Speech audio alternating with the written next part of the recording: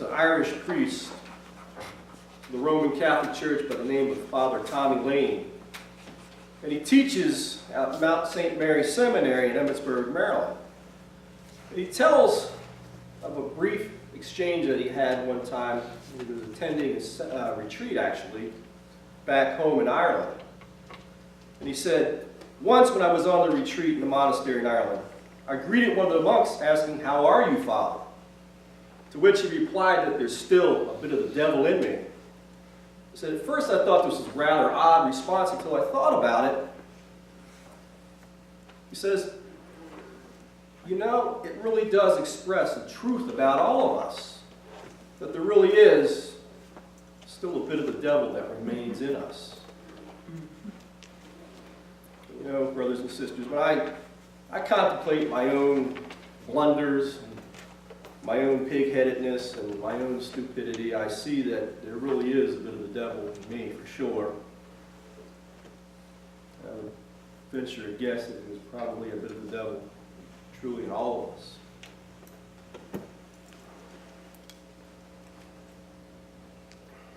But we can do something about that. Of course, we're here, so we are trying to do something about that. The thing for us now, as we enter into Lent, is to remember that during this time, the church is giving us an opportunity to focus on getting that old, nasty monster out of us. So she calls us then into this period of 40 days in which we are to fast and then to pray.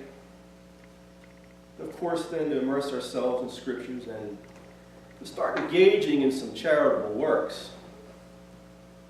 Of course, what we're invited to do in a very real sense is to very closely follow Jesus' progression from the time today where he was tempted out in the wilderness by the devil, all the way through the next several weeks, but with him traveling the path towards Calvary. And of course, the goal then is for us to not only enter into a period of mortification and a period of prayer, but also for us then to come out on the other side of that with him, and that is to be able to enjoy the victory of the empty tomb on Easter morning.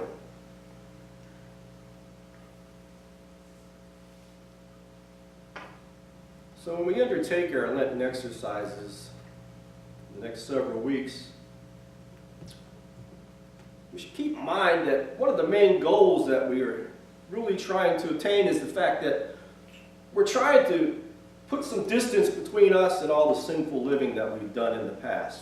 We're trying to finally come into a real time of penance, and a real time of then trying to use prayer and fasting to draw closer to God our Father in imitation of what Jesus had done in the desert. Of course, we know Jesus had no sin, but we do. But our drawing close to the Father, of course, then will help us to overcome temptations that vex us so much. And the thing about temptation is, I think we all kind of obsess about the idea that there are certain things, I believe, that tempt us continually on a regular basis.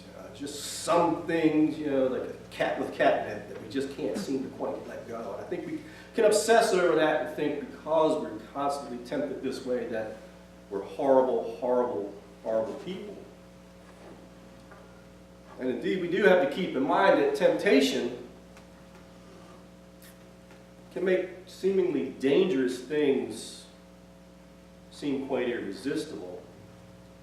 Take, for instance, the innocent sundew plant that grows in the bush country of Australia.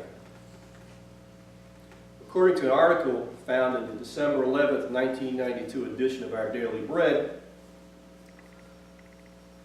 it said that the sundew has a slender stem and is tiny. It has tiny round leaves that are fringed with hairs. And the hairs then glisten with bright drops of liquid as delicate as fine dew. It goes on to say, but woe to the insect that dares to dance on top of it. Although its attractive clusters of red, white, and pink blossoms are harmless, the leaves are quite deadly. The Shiny moisture on each leaf then is sticky and imprisons the bug that touches it. And then as the insect then struggles to free itself, the vibrations cause the leaves to close in around it, at which point the plant then takes it upon itself to digest its victim. I think in a very real sense, that's what Satan does to us with the different things that he knows really rattles our handle, so to speak. The things that he knows that he can get us going about. The things that he knows we're most vulnerable to. So he just dangles it like a little lure in front of us. These things then that Satan dangles in front of us, I think we all know can be quite dangerous to us if we fall for the lure. I think in a real life sense, we can think then of perhaps the misplaced affections that sometimes people feel. If we're not careful, they can easily then turn into a double life of deception that gradually brings somebody into a state of despair as it destroys a marriage. And I think even more so what comes to mind is even the masses of people who have given their hearts over to, of course, excessive alcohol and drugs and pornography. And we see that so rampant in our society today. And if we really stop to look, we see that Satan glorifies in all this. It's in TV commercials. It's everywhere out there. But you see the patterns, people that get hooked into these things, where it's a downwardly spiraling pattern in which temptation then pulls them into sin. And then with each step that they take, they become further and further enslaved to that particular sin, and the pleasure that they originally got from that sin starts to dry up, and the only thing that's left for them is misery.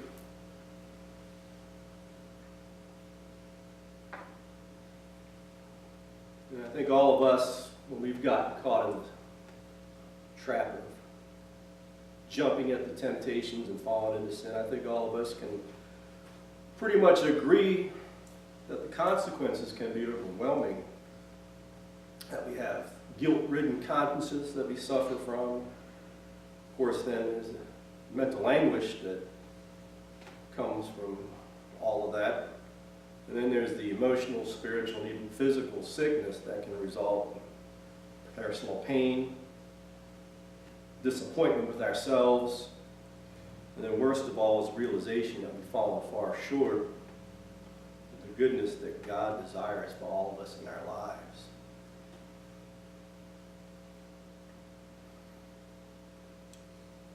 So I alluded to the fact that I think we kind of tend to beat ourselves up sometimes when we feel tempted.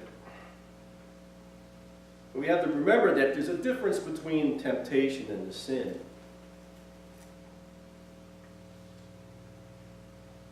We also have to realize that none of us on our own can stand against temptation. And we can't stand alone against temptation. And we can't really help ourselves from falling into sin because we've all then have inherited Adam's defect. That is, because his sin, our nature is weakened, and it gives the devil then a direct path into our souls. And the really scary thing is that there's nobody here on this earth that's exempt from this. It seems that no matter wherever we are, Satan can always find us. Indeed, as we heard in today's gospel, he even found Jesus out in the desert and proceeded to tempt him, the very Son of God. Of course, we know that there's a fundamental difference between Jesus and us. And that is, as the sinless Son of God, he bore no trace of old Scratch. The devil, Lucifer, Satan, bore no trace of that old dog within himself, like the rest of us have. us, and he was able to resist giving in to the same temptations that so constantly bombard us and discourage us. In a sermon, Father Phil Bloom, who is a pastor of St. Mary of the Valley Catholic Church in Monroe, Washington, he elaborates a bit on this idea. And he writes, "Only one man totally resisted temptation, and we heard about him in today's gospel. Jesus alone experienced the full force of temptation." He goes on to say that you and I, we're like the plants that waver according to the way that the winds blow on a particular day. But for us, Jesus is like that mighty oak that has no internal decay. He can stand against the sin because he's God. Stand against the temptations because he's God. And Jesus is the only one then who has ever really fully withstood the powers of temptation. And then Father Bloom goes on to say that the temptations occurred at the beginning of Jesus' public ministry so that in his humanity he could take the power and the sting out of them. And then, of course, following up on that idea, in the Epistle to the Hebrews, it's written of Jesus that because he himself had suffered when he was tempted, he's able to help those who are being tempted. The bottom line is that because Jesus was willing to face down evil on its own grounds and succeeded, he is the only one then who can shield us and defend us against the onslaught of evil when it comes calling at our doorsteps. So during Lent, we're reminded that we're weak. But we're also reminded that each time that we take a stand with Christ, that each time that we read and feed upon his word, as we heard in today's gospel, that each time that we really truly open our hearts up to him in prayer and pour ourselves out and open ourselves to his presence, he pours himself and pours his strength into us and allows us then to better be able to resist temptation the next time it comes calling on our doorsteps. So we need to remember that it's in Jesus. The more that we have Jesus' presence in us, the more then the devil loses his grip on us. And then the more power that we gain over his various schemes during our lives.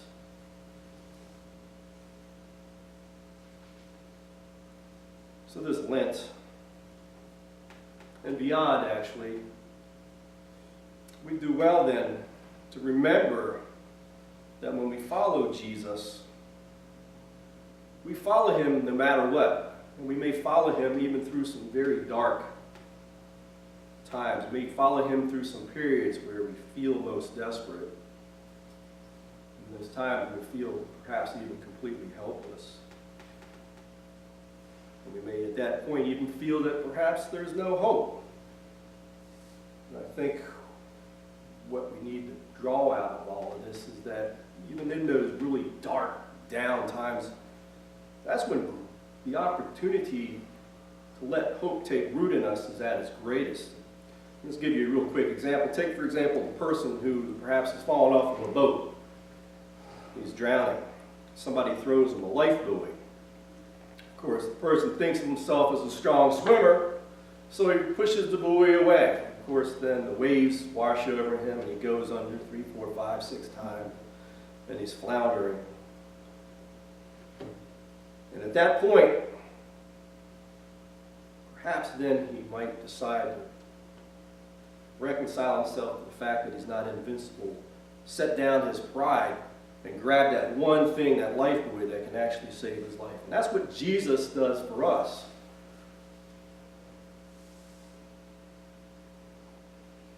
That is, in the midst of the temptation, which are the waves of life, and sin, of course, is us going underneath that surface. In the midst of all that, Jesus through what he has done for us, is throwing us a lifeline. St. John's Gospel, Jesus said, "Now is the time for judgment on this world. Now the prince of this world will be driven out." So we're reminded, brothers and sisters, during Lent that Christ comes to free us and to strengthen us. He comes to renew us inwardly. He calls us to walk with him during these 40 days and beyond so that he can cast the devil out of our lives,